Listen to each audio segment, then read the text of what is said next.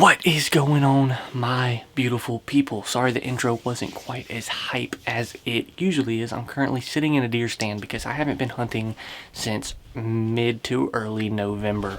I don't know if anybody's around from when those first couple videos in November were coming out. Hopefully you are. If you are, I do appreciate you staying along with the channel, and I appreciate you clicking on this video. But I've just had work and or family function after work and family function for every weekend since early November. It was right around the time of the rut. I had a 5K that I was participating in with for my anniversary with my wife, and then ever since then it's been work or family function, one after the other. So I have not been able to get in the woods near as much as I want to, but that's part of life. This season's been really slow as it is. I hunted hard from September to November, and then it kind of just tanked right on down. But the good news is we are here for the last weekend. Me and my dad were able to come out, and we're trying to get some meat for the freezer. So I hunted this morning. I'll play some footage from what I saw of that. 2 nice young bucks. But no does and no bucks. I don't want to shoot a young buck. So if it's an older buck, by all means, but a young one, I'm not feeling that. So hopefully we'll see some does this afternoon. It's mid-afternoon now. We got a couple hours to sit. And yeah, I want to, I know it's a little late, but I want to wish you all happy Thanksgiving, Merry Christmas, and Happy New Year. Hopefully 2022 comes in with a bang for you guys. It was great on my end. The Lord has blessed me a lot this year. He blessed me with the opportunity to see some family. Now I will ask for some prayers in the comments section. Some of my extended family is actually in the ICU with coronavirus. So I do ask for prayers in regards to that. I know the good Lord's watching out for them, so whatever's meant to be will be, but any prayers would be much appreciated. Hopefully you and your family have stayed safe during the course of this time. And then as far as New Year's goes, I hope you all have some great resolutions. I'm not really one that's big into the resolutions. I feel like if you're going to make a change in your life, you should do it prior to, making a New Year's resolution. But of course, I generally make some. I want to get back in the gym a little more. I want to get stronger in my faith with God and, read more and, just actively talk about it more. And that by it, I mean Jesus Christ, the good news, the Lord, and what all He's done for us and what all He's still doing for us. Because it's one of those things that I've noticed, outside of these videos, it is something I talk about, but it's never like I go up to a stranger and just be like, hey, have you heard about Jesus Christ? Ask me about Him. If you have any questions, let me know and we can talk this through. So that's one of the things that I wanted to kind of do throughout the year is just be more open and upfront and lead with Christ. And that's one thing that I encourage you all to do. Take a minute and just reflect and be like, when's the last time you even had a conversation with your best friend or a stranger or anything like that and just been like, have you heard about Jesus? Do you know about Jesus? Well, what's He mean to you? What are you doing in your life to display that? And so I challenge everyone, throughout 2022, do that.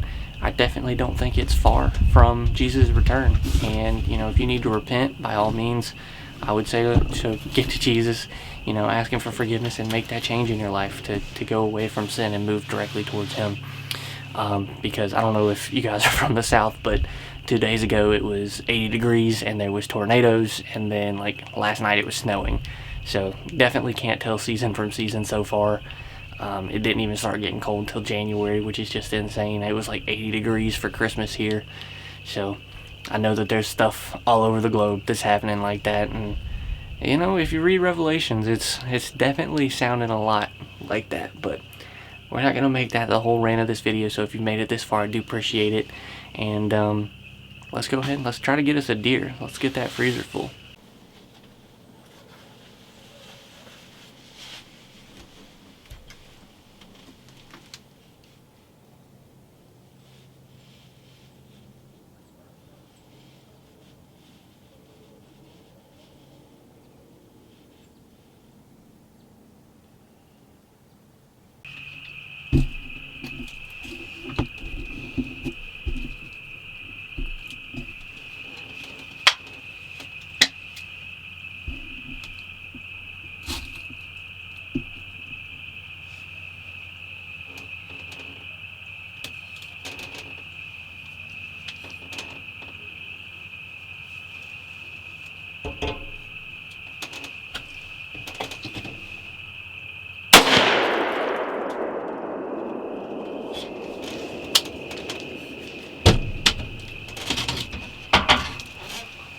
All right, so as y'all saw, I actually saw a couple different deer that night.